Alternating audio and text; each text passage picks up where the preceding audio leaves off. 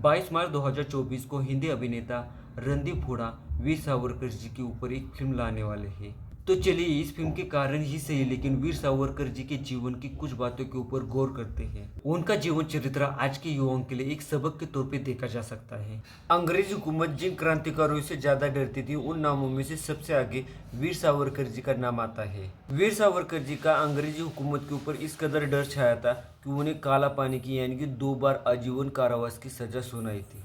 आज के दौर में उन्हें सोचने के पीछे की परिस्थितियां उनके दौर में जो परिस्थितियां हो गई थी सेम वैसी आज के दौर में परिस्थितियां होती हुई दिखाई दे रही है।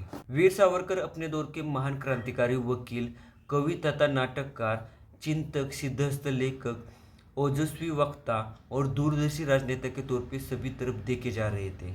उनकी वो प्रतिमा आज भी उतनी ही प्रेरणादायक है जितना खौफ या डर अंग्रेजों ने उस समय में वीर सावरकर जी का लिया था। देश में हिंदुत्व की राजनीति का झंडा उनके कारण ही बुलंदी पे देखने को मिल रहा था। उनके द्वारा लिखी गई the Indian war of independence इस बुक से ब्रिटिश शासन पूरी तरह से हिल गया था। डर का माहौल इस कदर था कि वीर सावरकर जी के इस पुस्तक के ऊपर कुछ देशों ने प्रतिबंध भी लगाया था। उन्होंने परिवर्तन कर चुके हिंदुओं की घर वापसी के लिए निर्भीड होकर बहुत सारे आंदोलन किए। उनके तार्किक मुद्दों के आगे धर्म विरोधी थोड़ा भी टिक नहीं पाते थे। वो सभी धर्मों के रूढ़िवादी परंपराओं के घोर विरोधी थे और खुलेआम इन परंपराओं का विरोध भी करते थे।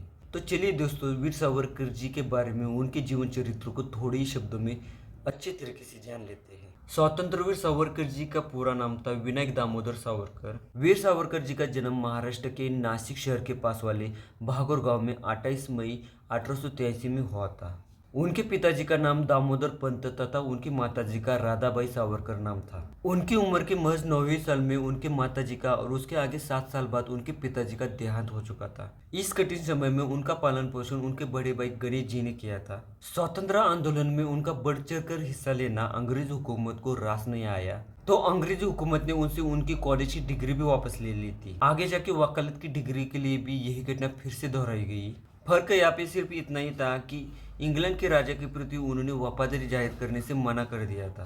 हद तो तब हो गई थी कि महात्मा गांधी जी की हत्या के जुर्म के केस में उनका भी नाम शामिल कर लिया गया था। लेकिन अदालत में ना तो ये आरोप पूरी तरह से सिद्ध हो चुके और उन्हें बाइज्जत बरी भी कर दिया गया। हमारे देश के राष्ट्राध्यक्ष के बीच में जो सफेद पट्टी देखने को मिलती है, उसके बीच में जो मौजूदा अशोक चक्र देखने को मिलता है, उसको लगाने की संकल्पना पहले वीर सावरकर ने दी थी और इस संकल्पना को भारत के तत्कालीन राष्ट्रपति डॉक्टर राजेंद्र प्रसाद जी ने तुरंत मान लिया था। उन्होंने भारत की पूर्ण आजादी का अपने जीवन का पहला और अहम लक्ष्य बनाया। इस कारण से उन्हें फ्रांस में राजनीतिक बंदी भी बनाया गया था और उनके खिलाफ में हेग के अंतर्राष्ट्रीय न्यायालय में केस भी चल रही थी। वो भी संभ्रम में थे कि इस तरह के केसेस का किस तरह से निपटारा किया जाए। उन्होंने देश की सार्वजनिक प्रगति के लिए गहरा चिंतन किया था। देश, समाज और धर्म के आड़ आने वाली कई रूढ़ी परंपराओं के खिलाफ उन्होंने आंदोलन चलाए थे। सावरकर से घबराकर अंग्रेजी हुकूमत ने उन्हें अंडमान निकोबार के एक जेल में आजन्म कारावास की सजा सुनाई थी। खाली समय में उन्होंने जेल की दीवारों के ऊपर कविता लिख डाली थी और जेल से छूटने के बाद में उन्होंने फिर से उन कविताओं को दोबारा लिख लिया था। अंग्रेजी सरकार वीर सावरकर जी से इस कदर घबराती थी कि हर कदम पे हर नया केस लगा के उन्हें जेल में डालने के पीछे लगी हुई थी। अंग्रेजी हुकूमत ने उन्हें 2 बार काला पानी की सजा सुनाई थी, लेकिन हर बार वो सजा पूरी करके जेल से छूट जाते थे और दोबारा से आंदोलन में कूद जाते थे। वीर सावरकर जी ने विदेशी वस्तुओं की सर्वप्रथम होली जलाई थी, उस कारण से ये आंदोलन पूरे देश में फैल गया था। वीर सावरकर भारतीय स्वतंत्रता संग्राम के सबसे विवादित क्रांतिकारियों में से एक थे।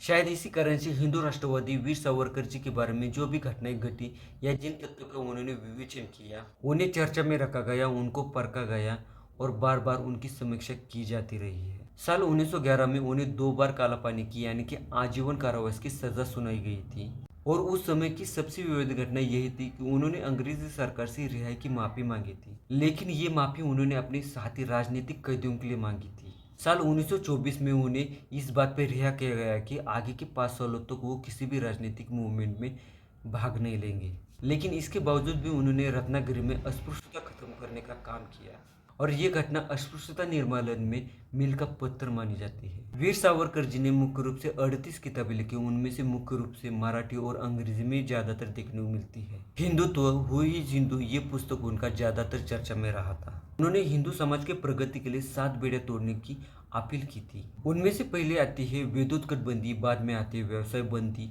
स्पर्शबंदी, समुद्रबंदी, शुद्धिबंदी, रोटीबंदी और बेटीबंदी। ये 7 बेड़े तोड़ना हिंदू समाज के प्रगति के लिए मुख्य रूप से जरूरत की बात थी। अपने जीवन के अंतिम समय में उन्होंने समाधि लेने की बात रखी थी। 1 फरवरी को उन्होंने खान पान छोड़ दिया था और लगभग 26 फरवरी 1966 में उनका निधन हो चुका था। स्वतंत्रवीर सावरकर जी के जीवन की कुछ अनसुनी बातें सुनकर आपको कैसा लगा, प्लीज कमेंट करके बताना। वीडियो अच्छा लगे तो लाइक और मेरे चैनल को सब्सक्राइब जरूर कर देना। मिलते हैं अगले ऐसे ही महत्वपूर्ण वीडियो में, तब तक के लिए नमस्कार।